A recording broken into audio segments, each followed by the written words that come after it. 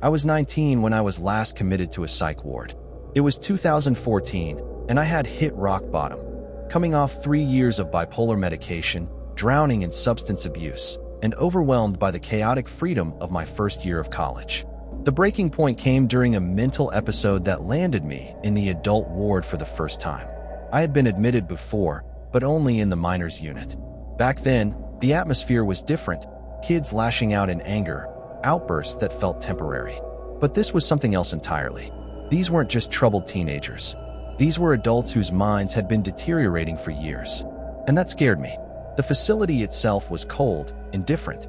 The nurses were there to medicate you, to cycle you out as soon as possible. When they led me to my shared room, there was no introduction, no explanation. Just a brief, emotionless gesture. "This is your new roommate." And then the nurse was gone.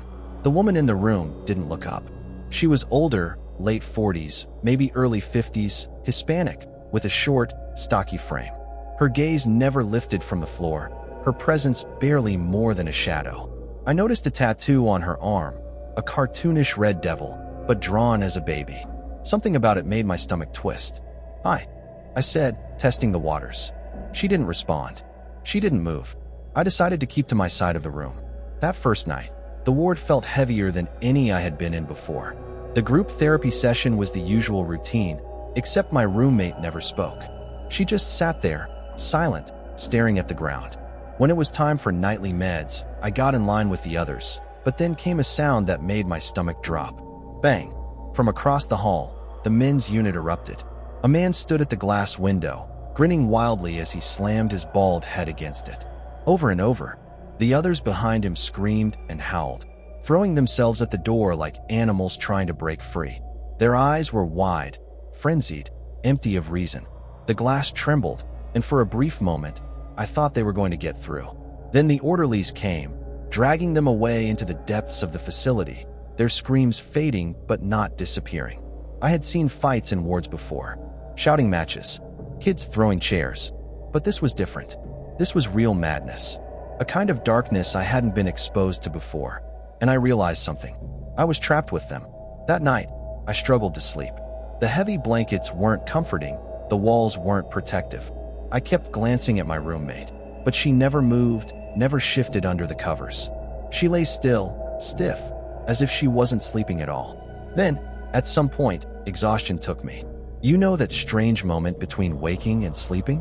When your body is awake, but your mind is still floating in a dream. That's where I was when I felt it.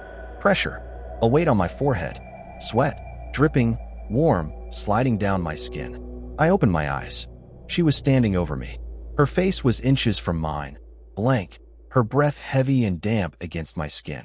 One of her hands pressed down on my forehead, the other clutched in a tight fist against her chest. And she was muttering, low, rhythmic, words that didn't make sense, tumbling over each other in frantic desperation. I realized she was speaking in tongues. I tried to move, but my body was frozen in place, my breath caught in my throat. Her eyes were hollow, lifeless, locked onto mine. The muttering grew faster, louder. Then, she wiped her hand across my forehead, smearing sweat over my skin like some kind of ritual. My stomach clenched. What was she doing? She kept going, her voice rising, the words becoming frantic, erratic. Then, suddenly, she grabbed my head with both hands and shook me violently. The force snapped me out of my paralysis. I gasped, about to scream, when the door burst open. A nurse stood in the doorway, looking more annoyed than alarmed. She strode across the room, yanked my roommate off me, and dragged her toward the hallway. "Go back to sleep," she muttered, barely sparing me a glance. And then they were gone. I don't know how I managed to sleep after that, but I did. Maybe exhaustion, maybe shock. When I woke up the next morning, she was gone. Transferred. I never saw her again. I was released that afternoon. I try not to think about what would have happened if the nurse hadn't walked in. If she had gone just a little bit further. If she had done something worse. Even now, years later, I still wake up some nights with a lingering sense of dread. The feeling of something hovering over me, breath on my skin, sweat dripping down my forehead. I never want to go back. Because if I do, I might not be so lucky next time. Love horror? Subscribe to Tales from the Abyss for chilling stories that will haunt your dreams. Got a favorite scare? Drop a comment below, I dare you.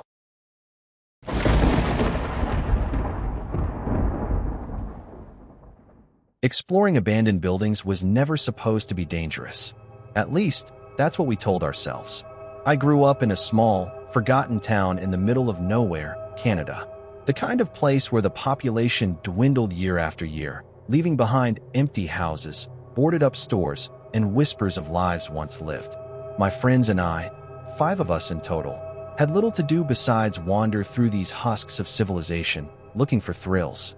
Most of the time, the worst we'd find were remnants of others who had come before us. A pentagram spray painted on the floor, dark stains that looked like blood but probably weren't, eerie graffiti telling us to turn back. We never did.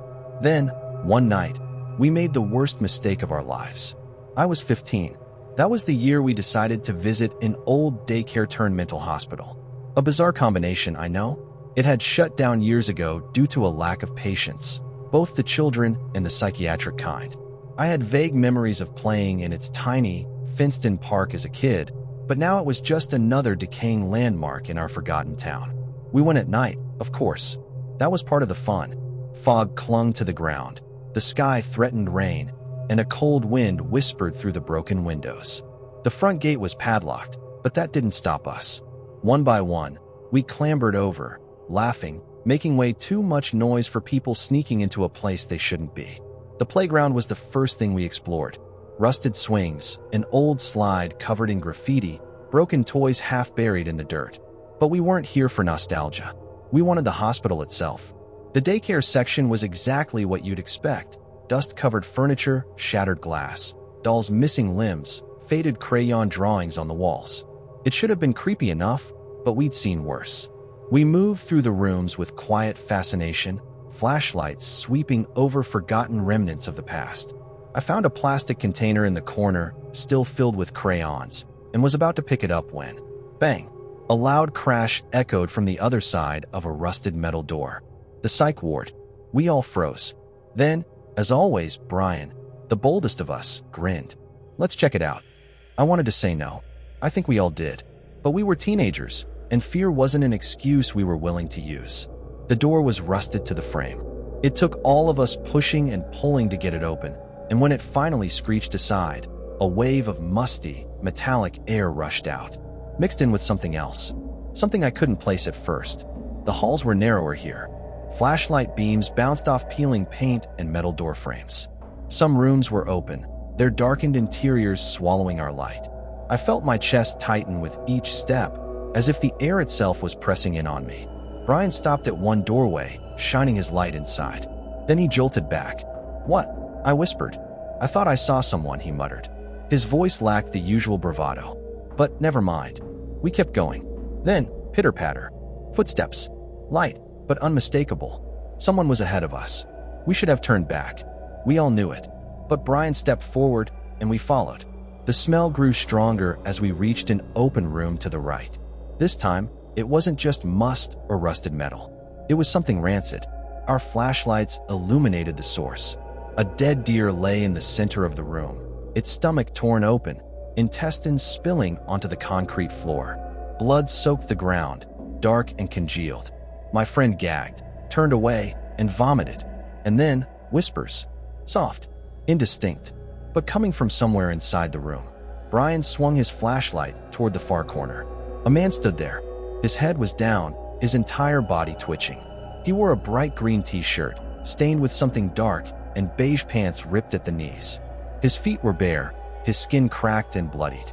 But it was the way he moved, jerking, spasming, like a glitching video. His whispers didn't stop. We stood frozen, hearts hammering. Then, slowly, he lifted his head, and he smiled. A wide, teeth-baring grin that made my stomach twist. "You guys here for the feast?" His voice was uneven, every word spoken at a different pitch. That was it. That was the moment we ran. We sprinted back down the hall, back through the daycare, lungs burning as we reached the metal door. 3 of us yanked on it, heaving with everything we had. The rust fought against us, but finally, with a groan of protest, it slammed shut. For a moment, we just stood there, panting, staring at each other. Then, tap, tap, tap, a light, rhythmic knock on the metal door. We bolted. We didn't stop running until we were out of the building, over the fence, and halfway home. We never went back. A year later, the police did. They found him. He had once been a patient at the psych ward before it closed down. After being transferred to another facility, he escaped and had been living off wildlife ever since. When they arrested him, he was riddled with disease from eating raw meat. His mental condition had worsened beyond repair. Rumors swirled that he had killed someone in the forest, but nothing was ever confirmed. All I know is this: when he looked at us that night, standing in the dark, smiling that awful grin, I believe he saw his next meal.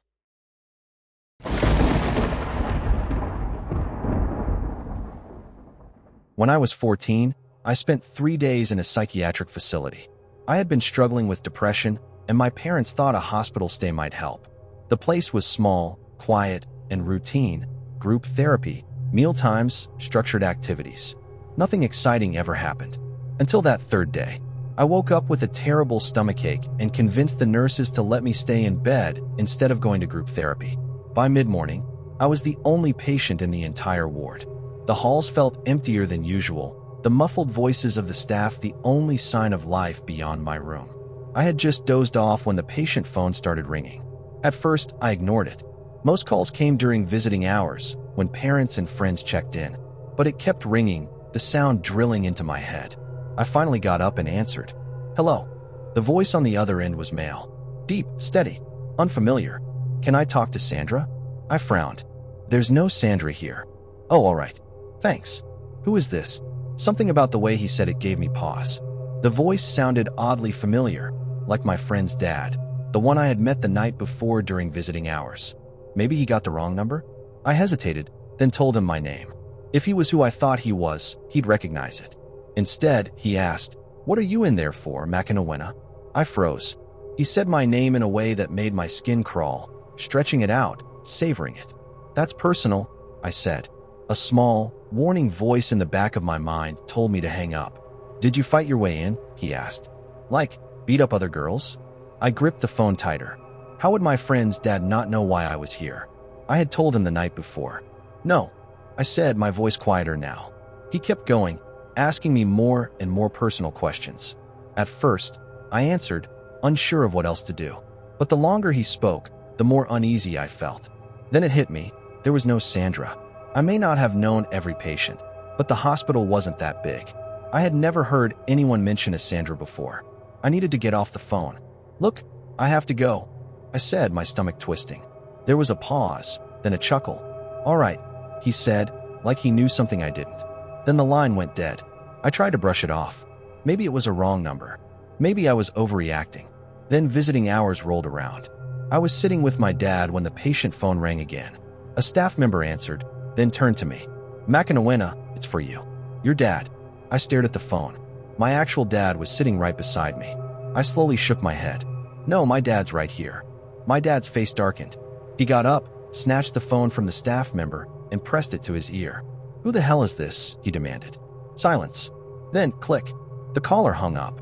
That's when I told my dad about the earlier call. I had expected him to be mad. What I hadn't expected was the way the staff reacted when I told them. They didn't just look concerned. They looked scared. Immediately, they shut down patient access to the phones.